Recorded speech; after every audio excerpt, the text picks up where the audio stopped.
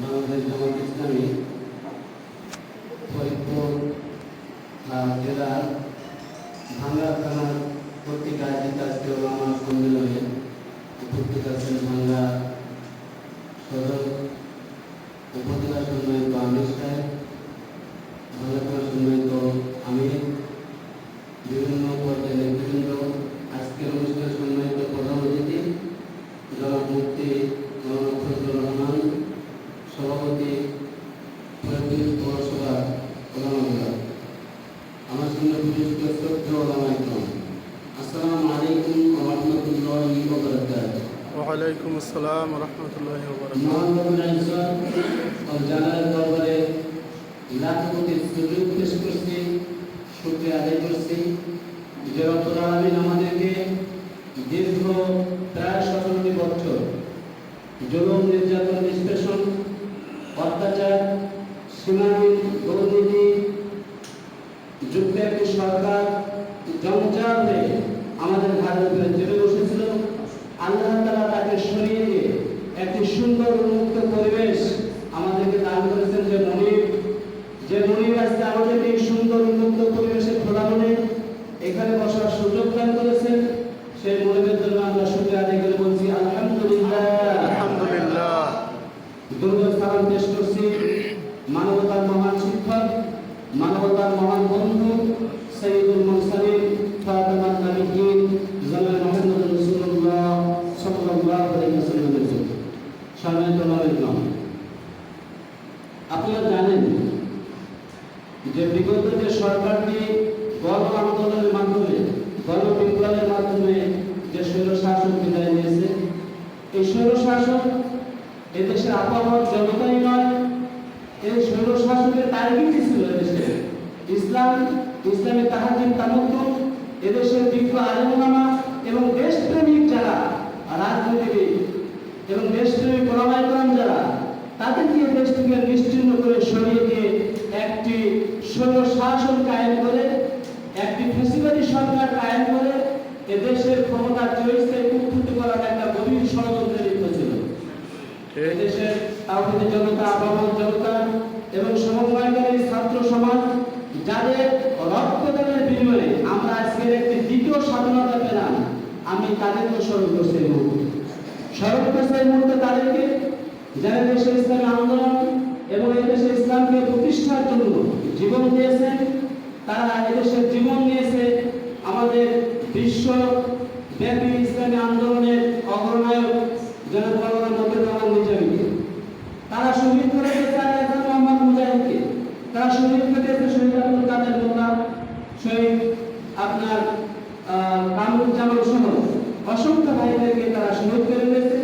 বিশেষ করে আমাদের বিশ্বমন্ডিত মুফাসসির কোরআন, আমাদের মুসলিম উম্মার অগ্রনায়ক এবং আমাদের হৃদয়ের স্পন্দন, কোরআনের পাখি যাকে বলা হয়, আল্লামা আব্দুল সাইদিকে নির্মমভাবে পরিকল্পিতভাবে হত্যার মাধ্যমে শহীদ করে দিয়েছে।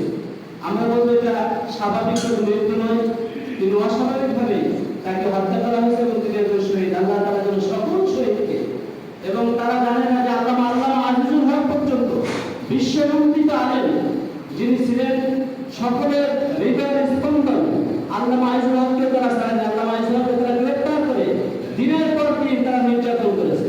সম্মানিত ভাইরা, তাদের আর্তনাদ এবং তাদের চোখের পানি এদেশের আপামর জনতা যখন চিৎকার করে বলে রব্বানা আখরিজনা মিন হাযিহিল ক্বরিয়াতিল যালিমা আহলুহা ওয়াজআল লানা মিন লাদুনকা ওয়ালিয়্যা ওয়াজআল লানা মিন লাদুনকা নাসীরা।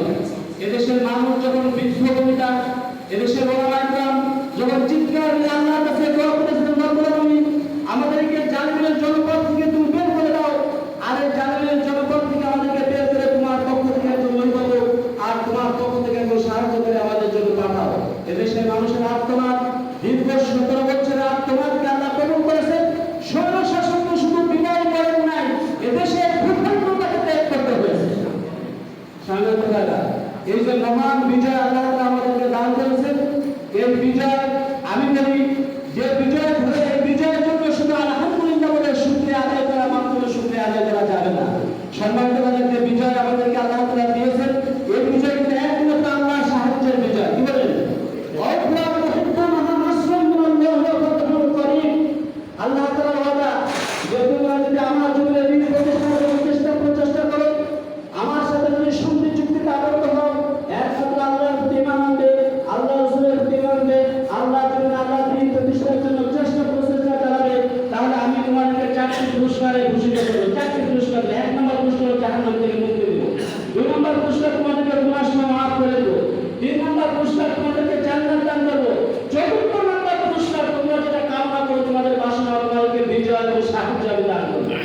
বিজয় ও সাহায্য আমাদের কাছে আল্লাহ তাআলা ছিনিয়ে দিয়েছেন। আল্লাহ তাআলা খাস নিয়ামতে আমরা সেই বিজয় পেয়েছি। কি বলেন?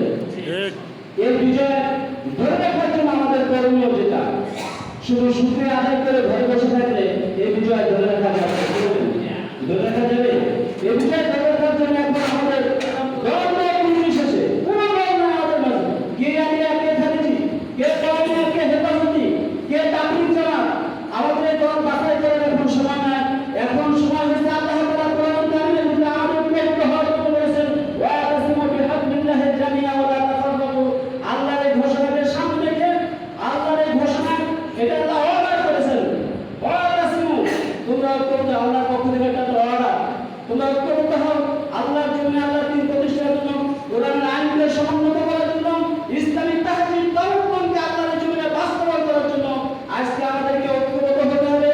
সকল দল মত, সকল মাযহাব সবকিছুকে মোকাবিলা করতে হবে। একটি জায়গা, একটি প্ল্যাটফর্ম আমাদেরকে আসতে হবে। এই জমিন হচ্ছে আল্লাহ। এই জমিন কার? আল্লাহ। আল্লাহ আল্লাহুল খালকুল।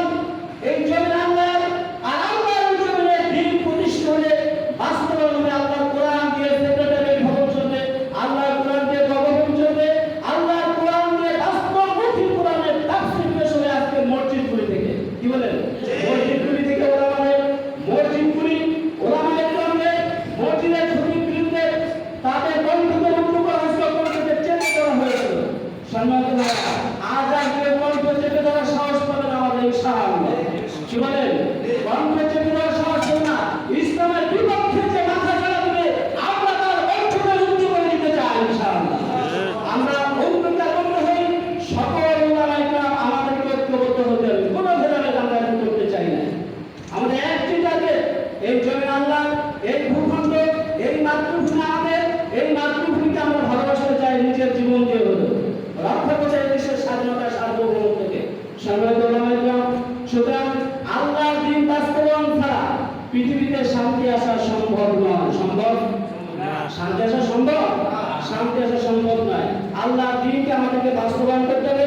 আল্লাহ রাসূল সাল্লাল্লাহু আলাইহি ওয়াসাল্লাম যেটা বলেছেন, আনা আমরুকুম বিখামসিন আল্লাহু আমারানি বিহিন্না আল জামাতু ওয়াস সামু ওয়াত তাআতু ওয়াল হিজরাতু ওয়াল জিহাদু ফি সাবিলিল্লাহ।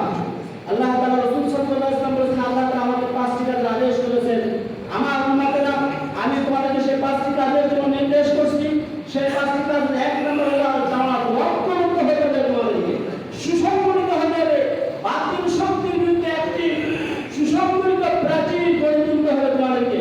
কারণ এই সুসংগঠিত প্রাচীর গড়া ছাড়া আজ বাংলার জমিনে ইসলামকে প্রতিষ্ঠা করার স্বপ্ন দেখা সুসংগঠিত যদি আমরা হতে না পারি, দোয়ার মাধ্যমে আমরা পরিবেশ তৈরি করে দেবে না। কেবল দিবে দোয়ার মাধ্যমে পরিবেশ তৈরি করে দিবে, দোয়ার মাধ্যমে পরিবেশের পরিবর্তন হবে না।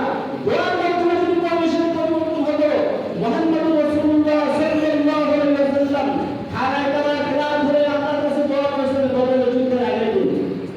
আল্লাহর কাছে দোয়া করেছেন, দোয়া করে বসে থাকতে পারতেন, দোয়া করে বসে না থেকে বদরের ময়দানে গিয়েছেন। বদরের ময়দানে গিয়ে রাসূল সাল্লাল্লাহু আলাইহি ওয়াসাল্লাম রাতের অন্ধকারে আল্লাহর কাছে গিয়েছেন। দিনের বেলা 313 জন সাহাবীদেরকে নিয়ে বদরের ময়দানে গিয়েছেন এবং শত্রুর পক্ষের সাথে মোকাবেলা করেছেন এবং শত্রুর পক্ষের সাথে মোকাবেলা করে বিজয়কে ছিনিয়ে এনেছেন। কি বলেন? আজকে আমাদেরকে বিজয়কে ছিনিয়ে আনতে হলে ঘরে বসে থেকে বিজয় ছিনিয়ে আনা যাবে না। আজকে আমাদেরকে ঐক্যবদ্ধ হতে হবে। আল্লাহ তাআলা রাসূল সাল্লাল্লাহু আলাইহি ওয়াসাল্লাম বলেছেন, এক নম্বর হচ্ছে আল্লাহ তাআলা যে 5টি কাজের আদেশ করেছেন, এক নম্বর হচ্ছে তোমার ঐক্যবদ্ধ হতে হবে। 2 নম্বর হচ্ছে ঐক্যবদ্ধ দলের একজন নেতৃত্ব দানকারী একজন ব্যক্তি থাকবে, তার আদেশ শ্রবণ করতে হবে, তার আনুগত্য করতে হবে, হিজরত করতে হবে, সর্বপ্রথমে আল্লাহর জন্য, আল্লাহর দ্বীন প্রতিষ্ঠার জন্য সর্বোত্তম জিহাদ করতে হবে, প্রচেষ্টা করতে হবে, প্রাণবন্ততার চেষ্টা। আল্লাহ তাআলা জিহাদের সেই কাতারটাকে বেশি পছন্দ করেন।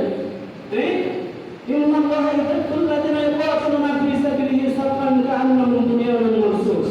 আল্লাহ তাআলা তো তাদেরকে বেশি পছন্দ করেন যারা আল্লাহর জন্য, আল্লাহর দ্বীন প্রতিষ্ঠার জন্য, বাতিল শক্তিকে রুদ্ধ করে দেওয়ার জন্য, আল্লাহর জন্য দ্বীন প্রতিষ্ঠার জন্য শিশাবেলা প্রাচীরের ন্যায় কাঁধে কাঁধ মিলিয়ে, বুকে বুক মিলিয়ে বাতিল শক্তিকে আল্লাহর জমিন থেকে উচ্ছেদ করে দেওয়ার জন্য যারা শিশাবেলা প্রাচীর নেয় ঐক্যবদ্ধ হয়ে যারা লড়বে, আল্লাহ তাআলা কিন্তু তাদেরকে পছন্দ করেন। আল্লাহর কোরআন সে কথা সাক্ষী দেয়। সম্মানিত ভাই উপস্থিতি, আমার সময় বেশি নেই এবং আমি আরেকটা যাব, আরেকটা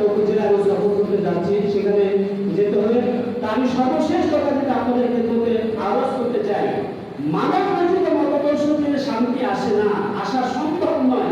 আল্লাহ তাআলা কোরআনুল কারীমের একটি ছোট্ট উদাহরণ দিয়ে আমাদেরকে বুঝিয়েছেন। আল্লাহ তাআলা বলেন, "আল্লাযীনা কাফারু আমালুহুম কাসাওয়াবিন বিকিয়াতিন ইয়াহসাবুহু যুমারুল মা হাত্তা ইযা জাআহুম লাম ইয়াজিদু শাইয়্যা।"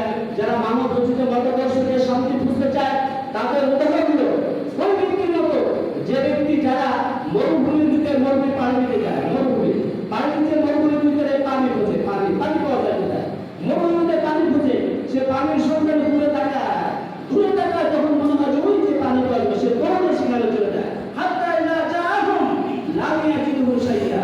সে যখন দৌড়ে সেখানে যায় সে কিচ্ছুই পায় না, পানি কিছুই পায় না, সে আবার দৌড়ে দূরে তাকায় আবার দৌড়ে। এভাবে দৌড়াতে সন্ধ্যা পর্যন্ত যদি কোনো ব্যক্তি মরুভূমিতে দৌড়ায় সে কি পানি পাবে? না। এটা যেমন সম্ভব